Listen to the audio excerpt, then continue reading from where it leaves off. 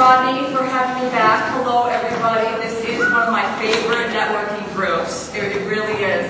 And so first thing I have to say is congratulations. This is part of your job search. You're doing everything right so far, and it's only about 9:15 in the morning. So that's perfect. I hope everybody has had plenty of coffee. We have a ton to cover. We actually are going to do it as fast as we can because we have somebody in your audience who is on his way out to an interview this morning. So everything that we're going to be talking about is directly applicable to that. So we're going to really do it in real time. And I love the fact starting off with a success story because that's exactly what this is. And I know some speakers may actually take it personally when there are fewer people in the room. I actually think it's a really good sign because hopefully what that means is that there are a lot of other members of this networking group that are back to work. So let's get started. So most people in here are job seekers, right? Okay. So let me ask you a question. How much fun are you having? Is this absolutely the best time of your life? Is this so much fun? Is there anything better that you can think of doing? Watching over. Anything, right? Anything would be better than this, right? And it is, what's shocking is that it's not that much fun. I know that we would try to put a spin on it to make it fun, but it's not. If it was really fun, they would call it something else. They would call it a spa treatment, for instance. Right? We'd all be sitting here, we'd have cucumbers on our eyes, our feet would be in warm water, there'd be calming music playing, but that's not what it is. Okay? So let's just call it what it is. But what we are going to talk about, what is fun to job seekers? Any ideas? Yes? I like seeing what's out there. You know, it's kind of cool to find out what people are doing. There you go. I didn't have time for it before. Exactly. Anybody else? Yes. The social aspect of it's nice. Okay, that's fun. Just meeting new people, learning about occupations you knew nothing about in the past. That's also fun. How about success? Is that fun? Confidence. Is that fun? Beating out the competition. That's fun. Right? How about acing an interview? Really fun. How about even getting a higher base salary? Super fun. So that's the kind of fun that we are going to be talking about today. And before we get started, since that's sort of fun, I just want you to know, yes, I have been a successful career coach for 17 years, but I have also been a job seeker. So when I did graduate from the University of Michigan, any Wolverines? Go blue. Yeah, there we go. My interviewer right here. Perfect. You're going to do great. Now I know. I really thought that I was going to walk across the stage and they were literally going to hand me my diploma and a job at the same time. That's what I thought. That's what the 4 years of college is for. That's what they told you. That was all the preparation. That's what I was really hoping for. Needless to say, that didn't happen. So, back to Chicago I went, which is where I'm from, and started the job search process. Guess how long it took for me to realize it was not really a lot of fun? Not very long. It did not take long for me to start feeling disappointed, frustrated, discouraged. Anybody relate to those? Okay. And also, too, looking around and seeing all these other people that were employed. Because they clearly knew how to do it and I didn't. There was a password, there was a secret handshake, there was something that I just did not know how to do. And it was really frustrating. It really, there's a lack of confidence that happens. And I know every day, my parents told me I was great. They told me I was really smart, but for some reason it just was not helping with the job search.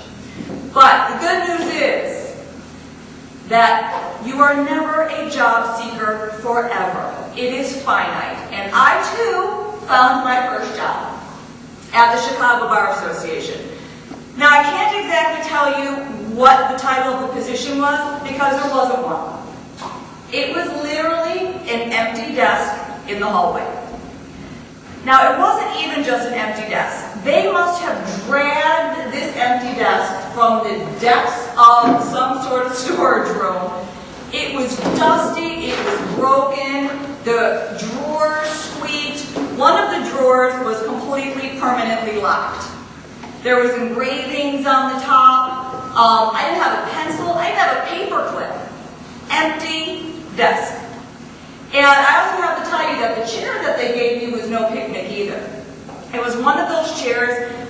ball and socket, that's supposed to be comfortable so you can sit and relax.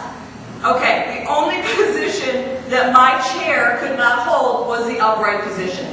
So I was either like this, or the chair just moved constantly. Horribly uncomfortable, awkward, but that was my first job. And so I didn't care that it was an empty desk, I didn't care that the chair was horribly uncomfortable, because guess what? I had a job, right? I had someplace to go.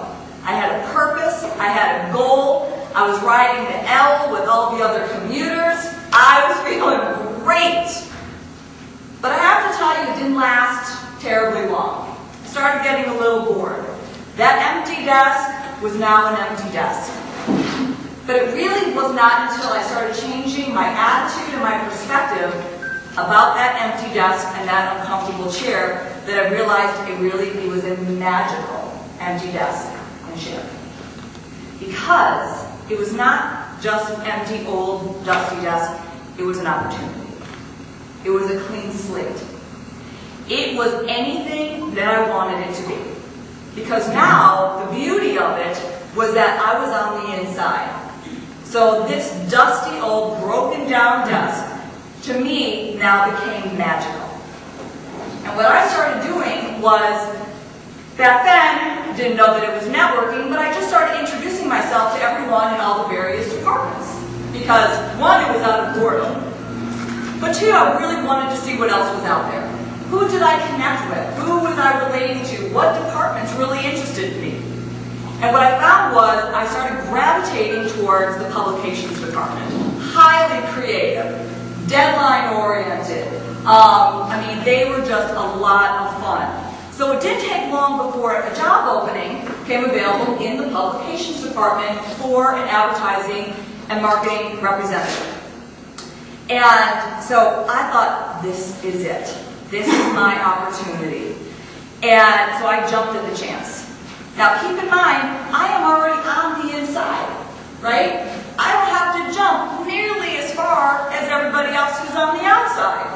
So I literally walked down the hall. I already knew all the guys in the department.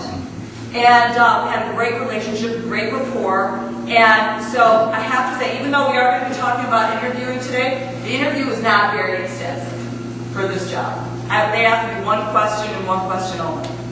They asked me, what's your favorite radio station? So I told them, we agreed. Now I know this sounds silly, but it was critical because we all shared an office. And so the radio was really important. And they offered me the job. So, said goodbye to the empty desk, said thank you to the empty desk, showed my proper appreciation because somebody else was going to have another fantastic opportunity. Moved into the office, started my new career as a advertising sales representative. And what I really figured out was I really understood, I identified with the sales and marketing strategies. But the other thing that I also paid attention to was I needed to do something that had a greater impact on other people's lives. So, my husband and I got married, moved from Chicago to Denver, and once again, I'm now a job seeker another time. And now I don't know anybody. So the days of getting a job through connections or networking is over. So I started working with a recruiter. Fantastic. People on the planet who were designed to help you find a job. I thought, this is brilliant. So started working with him, and again, started feeling frustrated, disappointed, discouraged. It wasn't going so well, it wasn't going as well as I thought. But what did he have in his office? An empty desk. And you know me, if there is an empty desk within a 5-mile radius, I am going to find it. So he had an empty desk, and this time, being a lot smarter, a lot more experienced, I didn't see the empty desk. I saw an opportunity. So I said, you have an empty desk in your office, why not give me a chance? Why not give me an opportunity to see how this goes? So he said, sure. Once again, that was the extent of the interviewing process. We started working together, and again, it was magic. It absolutely clicked. That empty desk really became my dream job. My ultimate opportunity, everything that I wanted it to be, because I had a vision. I had a goal. And